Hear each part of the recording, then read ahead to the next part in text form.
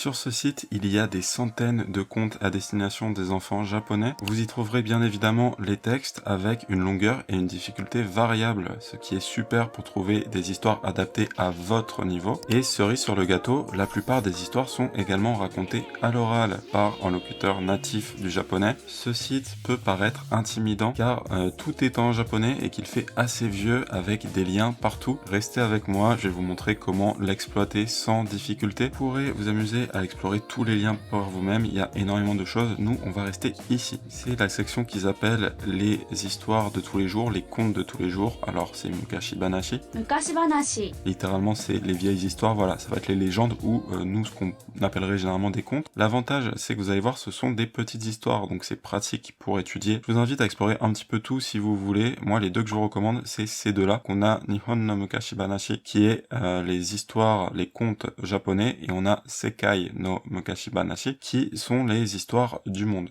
Donc, quand vous allez dessus, ça vous ouvre une sorte de calendrier comme ceci, c'est parce qu'en fait, il y a une histoire par jour. Évidemment, peu importe quelle histoire vous regardez, vous pouvez en lire plusieurs par jour, vous pouvez en lire une de temps en temps, c'est juste, voilà, le principe du site, c'est normalement une histoire par jour. Du coup, c'est divisé en mois, et il vous suffit de cliquer sur n'importe lequel des mois pour ouvrir, voilà, une trentaine d'histoires différentes. Je vous montre rapidement, voilà, ici, on a les histoires japonaises.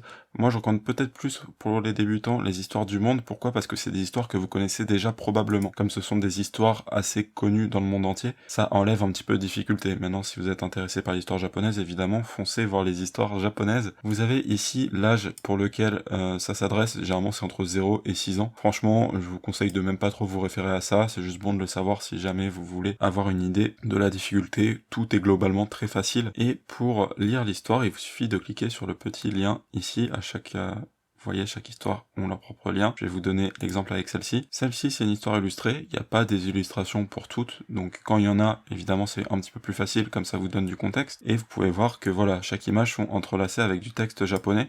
Même si c'est pour les enfants, c'est pas les enfants qui sont censés lire, donc c'est écrit quand même en kanji, mais ça reste du vocabulaire simple, voilà, qui est censé pouvoir être compris par les enfants. L'avantage, c'est comme c'est dans votre navigateur, vous pouvez passer Yomi-chan par-dessus. Donc même s'il n'y a pas les furigana de base, voilà, en fait, ça ne nous gêne pas, au contraire, ça nous aide, comme ça, on ne triche pas, et en cas de besoin, on peut passer Yomi-chan très facilement pour avoir et la lecture et la définition, enfin la traduction. Et la plupart des histoires, vous verrez tout en haut, ont un ou plusieurs audios disponibles, qui est en fait l'histoire récitée par un locuteur natif du japonais.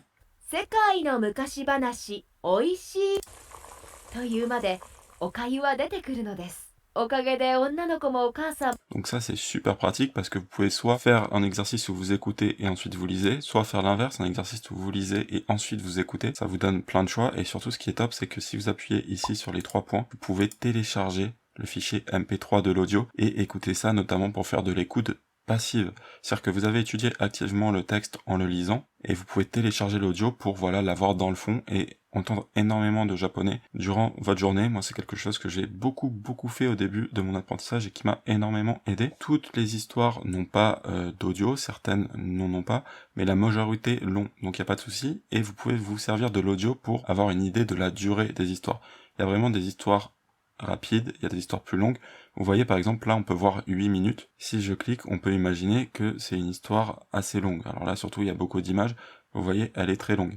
Maintenant, si je reviens ici et que je vois que celle-ci, elle met 1 minute 22 à réciter, je peux me douter qu'elle est rapide, et vous voyez qu'elle est extrêmement rapide. Donc voilà, l'avantage, c'est ça aussi, c'est que selon votre niveau, et selon le temps que vous avez, vous pouvez prendre des histoires vraiment plus ou moins longues, et vous pouvez également chercher des histoires que vous connaissez déjà. Ça peut vraiment vous aider au départ. Voilà, par exemple, ici, vous avez, alors certes, elle est longue, mais c'est Akazukin-chan, c'est-à-dire le petit chaperon rouge. Donc c'est assez probable que vous connaissez l'histoire, ça peut être pas mal, du coup, d'utiliser des histoires que vous connaissez pour les consommer voilà en japonais et apprendre énormément de choses. C'est vraiment un site que j'adore et que je recommande adapter assez tôt finalement du fait que ça soit à destination des enfants, c'est pas du vocabulaire ultra compliqué, il y a l'audio. Vous pouvez utiliser Yomi-chan, il y a vraiment moyen de rendre ça assez facile, utilisez l'histoire que vous connaissez, et amusez-vous à lire du vrai japonais. Une autre source super pratique pour commencer à vous habituer à du vrai japonais, c'est ce podcast. Adapté même aux faux débutants, il est incroyable pour améliorer votre compréhension orale. Tchuss!